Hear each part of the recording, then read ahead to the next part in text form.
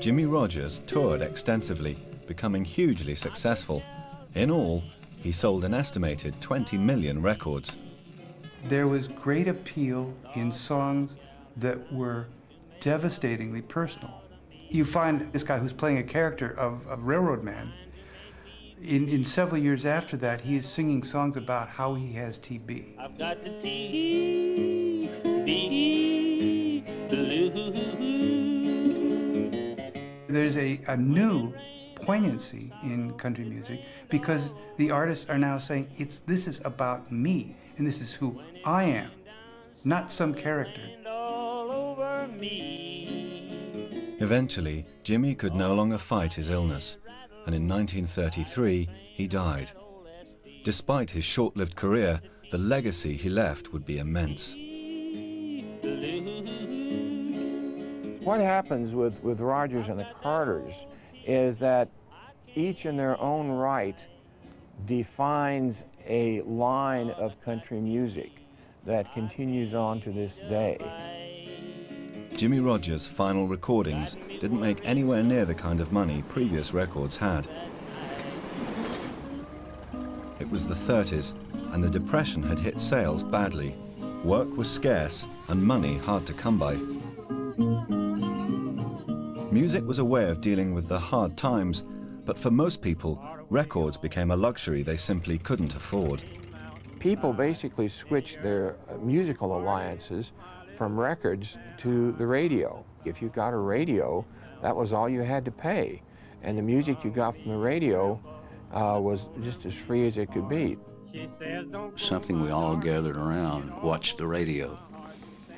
It was our connection to the rest of the world, really, and it was where we heard whatever music we heard, because this was, even the old phonograph records weren't that great.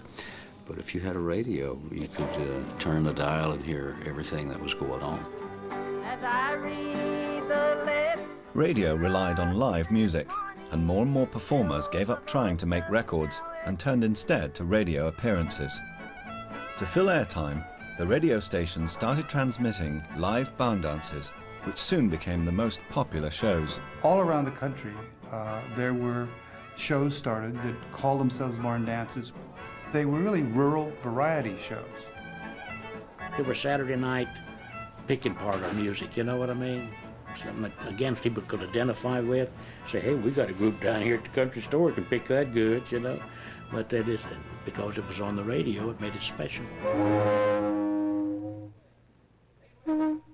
Howdy, friends. Welcome to the Grand Ole Opry, the capital of country music throughout the world. Let her go, boys!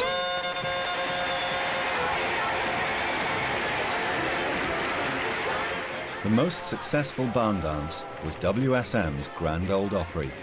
Broadcast from Nashville, Tennessee, it was to become an American institution, and to this day remains the longest-running radio show. Well, back then you powered your radio with the wet cell batteries, the same battery you had in your car, and so we didn't listen to much radio during the week. We saved that battery for Saturday night so we could listen to the Grand Ole Opry. The man that owned the little grocery store a quarter of a mile from us, he had a radio. It was a battery radio. And on Saturday nights, I've gone to his house when there'd be 30 people in his living room listening to the Opry on the radio. Although it appeared to be a very simple, spontaneous show, the Grand Ole Opry was in fact highly orchestrated, with performers being encouraged to adopt a particular look. It was the announcer, George Hay, who created the dress code for the country performers, that they needed to look as though they came out of the country.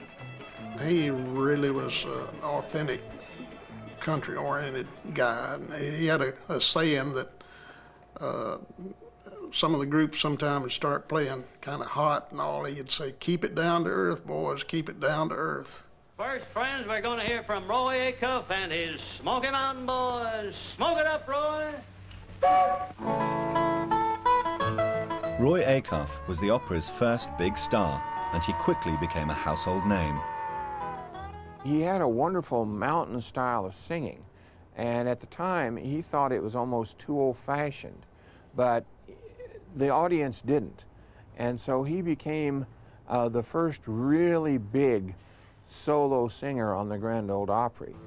From the great Atlantic Ocean to the wide Pacific shore, from the queen of flowing mountains to the South Belle by the shore, she's mighty tall and handsome and known well by all.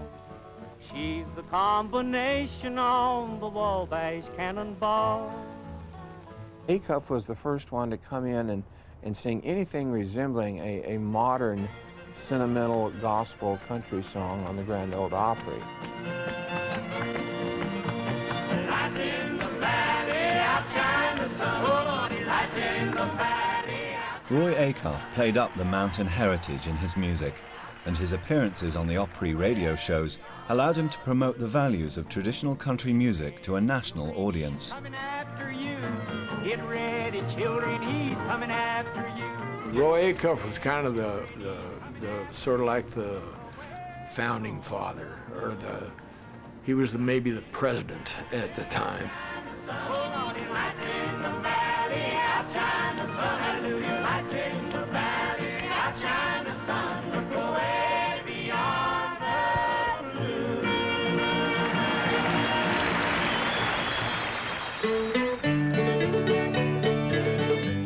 But radio did more than spread the music to a wider public.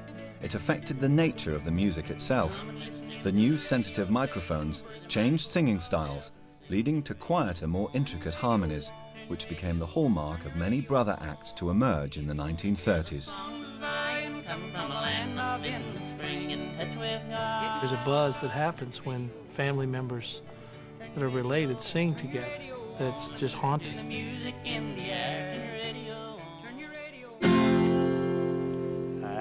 The Stanley Brothers epitomized the brother harmony style, creating a unique sound which seemed to give new depth to songs.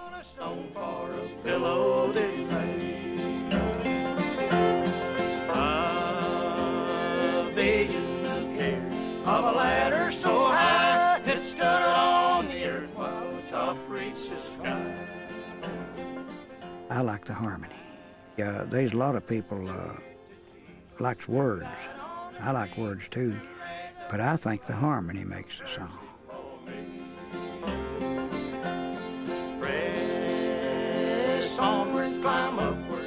For me, when it comes to just that kind of harmony singing, it's the Stanley Brothers all the way. I mean, the harmonies that they were eerie, unearthly. But the angels, they guarded from bottom to top. Carter Stanley died in 1966, leaving Ralph to carve out his own solo career. I've carried that singing on, you see, for 30-some years. And I never did come out front too much other than singing until he passed away, and then I had to. The Louvin brothers, with their perfectly pitched voices, took harmony to new heights. Rolling in the evening, underneath the harvest moon,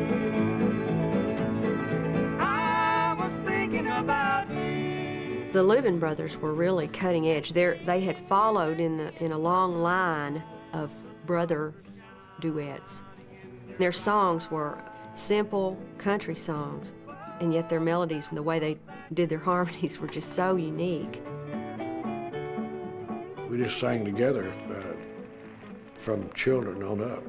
He knew when the melody was going to go too high for me, and I knew it. So we didn't have to wink at each other or step on each other's toes. We got to where we could change in the middle of a word. I wondered who you were talking to. There's a thing that happens with duet harmonies that you don't get in three-part. They're jumping, they're going all the way from unison to octave and everything in between. And you have to do that when you play duet music. You have to use every trick you can think of to make it interesting.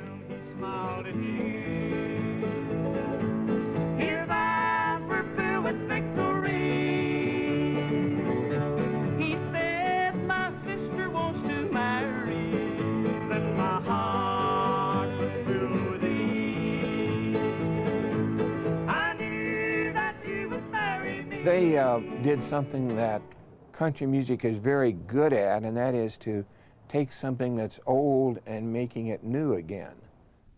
In fact, their most popular song, Knoxville Girl, was an Americanized version of a murder ballad from the British Isles. I don't know what it is about the Knoxville Girl that the public likes, because it is an extremely morbid song. Originally called the Wexford Girl, it describes the violent killing of a young girl by her lover. I met a little girl in Knoxville, a town we all know well, and every Sunday evening out in... It's one of a number of ballads that involve the murder of young girls. There's an entire subgenre of these. I picked a stick up off the ground and knocked that fire girl down. It sounds happy and it sounds plain, but actually it's very dark and very heavy. Oh, Willie dear, don't kill me here, I'm unprepared to die. All at once he just grabbed up a stick and beat her to death. It don't say why he did it. Until the ground around me within her blood did flow. In the original version of the song, the murderer escapes the law, but in America, justice prevails. Our puritanical upbringing said, if you're going to enjoy a song, then you better learn something from it, a moral lesson. Now, for doing that deadly deed, here's what happened to him. They carried me down to Knoxville and put me in a cell.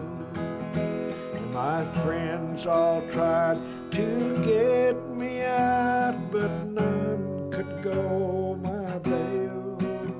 So I'm here to waste my life away down in this dirty old jail, because I murdered that Knoxville girl, the girl I love so well. That's about all the story. Love thy neighbor as thyself, do unto him as you have him do to you. Give him things that you can do without to help him live. Despite their huge success, the Louvins fell out over Ira's drinking and eventually split up. Brothers do have a history of breaking up for one reason or another.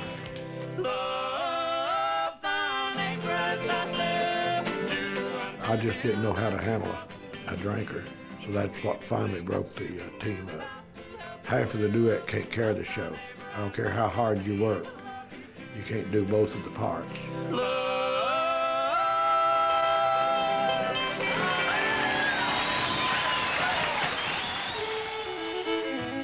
Another brother duo, unable to reconcile their differences, were the Monroes.